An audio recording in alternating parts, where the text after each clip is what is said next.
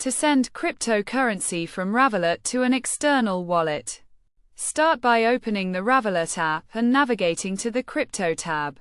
If you can't find the Crypto tab, click on the Hub option and scroll down to the Well section, where you'll find the Crypto option. Tap on it. Then use the search bar to find the cryptocurrency you want to transfer, in this case, Bitcoin. Select it, and you'll see a similar screen for your chosen cryptocurrency. Click on the Send button. Then click on the New button in the top right corner of the pop-up window. Select Crypto Wallet, and click on Go to it. Choose the network you want to use.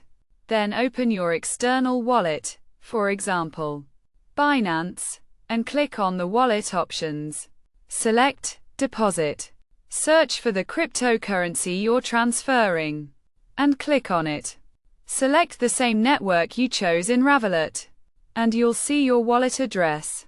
Click the Copy button next to the address. Then go back to Revolut and paste the address into the required field.